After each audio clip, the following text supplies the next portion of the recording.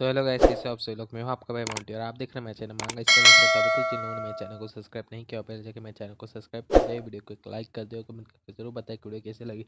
चलो इस एपिसोड को शुरू करते हैं। अगर आपने इस एपिसोड के जो पहले वाला एपिसोड है उसे नहीं देखा होगा तो पहले जाके उसे देख लो भाई लोग, क्योंकि अगर आप लोगों ने उस एपिसोड को नहीं देखा तो ये एपिसोड आपके कुछ भी काम का नहीं है, आपको कुछ भी समझ में नहीं आएगा। तो चलो इस एपिसोड को शुरू करते हैं। पिछले एपिसोड के एंड में हमने देखा था र्यू हार्बिन होता है, उसका जो घर होता है उसे हेल डॉग ने तोड़ दिया था। और इसे देख के जो र्यू हार्बिन होता है वो बहुत ज़्यादा शॉक में चला गया होता है। और फिर जो र्यू हार्बिन होता है वो इस शॉक से उबरा ही नहीं होता कि तभी जो हेल डॉग होता है वो र्यू हार्बिन के ऊपर हमला कर देता है और अपना एक हाथ जोर से र्यू हार्बिन के ऊपर मार देता है, जिससे जो र्यू हार्बिन होता है वो दूर उड़ के जाके जो पत्थर होते हैं उन पे जाके गिर जाता है और हमें बहुत सारा खून ही दिखाया जाता है। ये हमने पिछले एपिसोड में देख चुके थे और इस एपिसोड के स्टार्टिंग में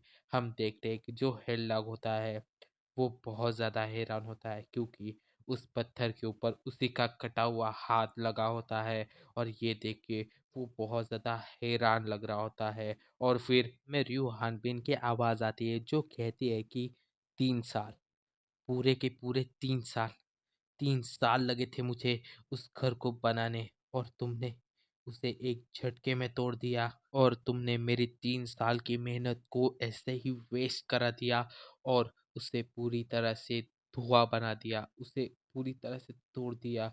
अब तुम नहीं बचोगे। और जो र्यू हान बिन होता है वो इस समय बहुत ज़्यादा बैड लग रहा होता है।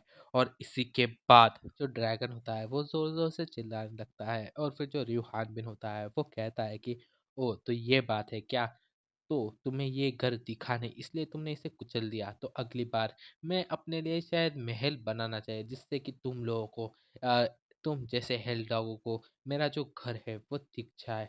तो इस बार मैं अपने घर को तुम्हारी हड्डियों से ही बनाने वाला हूँ।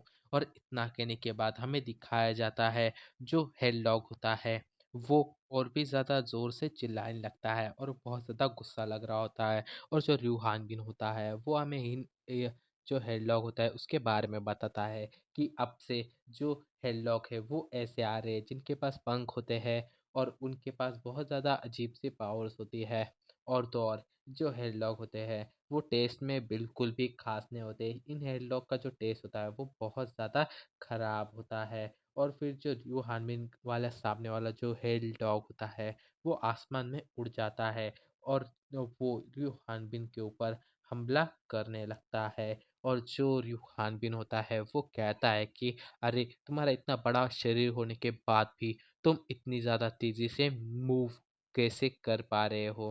ओ तो तुम्हारी शरीर बड़ा होने से भी तुम्हारी जो स्पीड है उस पर कोई भी फर्क नहीं पड़ता, तो ठीक है। और इसी के बाद जो हेलडॉग होता है वो र्यू हानबिन के ऊपर ड्रैगन ब्रेथ नाम का एक अटैक कर देता है, जिससे जो र्यू हानबिन होता है उसे वो अटैक लग जाता है और वो अटैक बहुत ज़्यादा पावरफुल होता है। उस अटैक ने जो उसके आसपास का जो एरिया होता है उसे भी तबाह कर दिया होता है। और फिर हमें दिखाया जाता है जो हेलडॉग होता है वो अपना जो अटैक होता है उसे रोक देता है और नीचे आ जाता है और देखने लगता है कि र्यू हानबिन मरा है कि नहीं। पर जो र्यू हानबिन होता है वो तो र्यू हानबिन है, वो तो कभी नहीं मरेगा। और ऐसा कहने के बाद हमें दिखाया जाता है जो हेलडॉग होता है वो कुछ देख के बहुत ज़्यादा हैरान लग रहा होता है, क्योंकि जो र्यू हानबिन होता है उसने उस अटैक को सरवाइव कर लिया होता है। और हम लोग ये देख सकते हैं कि र्यू हानबिन ने उस अटैक को कैसे सरवाइव किया होता है। उसने अपनी जो बड़ी तलवार होती है वो अपने सामने रखी होती है और अपने हाथ पैर को उस तलवार के पीछे और अपने आप को पूरी तरह से कवर करके उसने अपने आप को बचा लिया होता है। और फिर जो र्यू हानबिन होता है वो हमें बताता है कि जो हेलडॉग है इसका जो ड्रैगन ब्रेथ नाम का ये अटैक है ये बहुत ज़्यादा पावरफुल है। अगर मैं इसे डॉज करने की भी कोशिश करता पर तब भी डॉज नहीं कर पाता, क्योंकि जो ये अटैक है वो पूरे के पूरे जो एरिया होता है उस पूरे एरिया को ही तबाह कर देता है। इस वजह से इससे बच पाना बहुत ज़्यादा मुश्किल है। इसी वजह से मैंने रोज़ इन हेडलॉक से फाइट करते इतनी ज़्यादा स्ट्रेंथ को हासिल कर लिया है कि मैं इस आग को सहन कर पाऊँ। और फिर जो र्यू हानबिन होता है वो उस जो हेडलॉक होता है उसके ऊपर और भी ज़्यादा गुस्सा हो रहा होता है, क्योंकि र्यू हानबिन के बाल होते हैं उन्हें उस हेडलॉक ने जला दिया होता है। और इस वजह से जो र्यू हानबिन होता है वो अपनी जो तलवार होता है उसे पकड़ लेता है और उस हेडलॉक से कहता है कि तुम्हें समझ में नहीं आता क्या? तुमने ये क्या कर दिया? तुमने मेरे बाल जला दिए।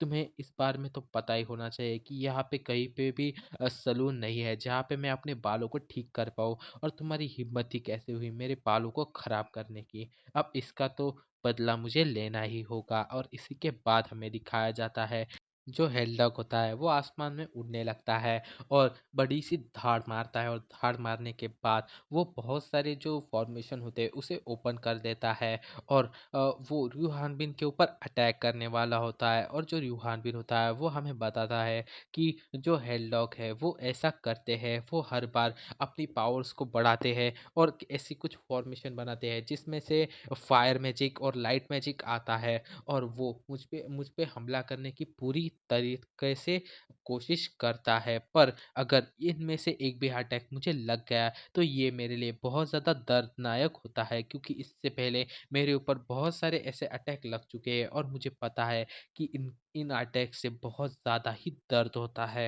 इसके बाद हमें दिखाया जाता है जो र्यू हानबिन होता है वो अपनी स्ट्रेंथ का यूज़ करके अपनी जो तलवार होती है उसे ज़मीन के अंदर घोंप देता है, और उसके बाद इसे ज़ोर से ऊपर खींचता है जिससे कि जो ज़मीन के नीचे की मतलब पूरी की पूरी ज़मीन होती है उस जगह की वो ऊपर उठ जाती है। और जो र्यूहान बिन होता है वो उस अटैक से बच जाता है जो हेलडॉग ने किया होता है। और फिर जो र्यूहान बिन होता है वो जो दीवार उसने बनाई होती है उसे अपनी तलवार की मदद से काट देता है और इसके बीच में से एकदम हीरो की तरह एंट्री मारता है और कहता है कि आप मुझे एक फाइनल कट देना है।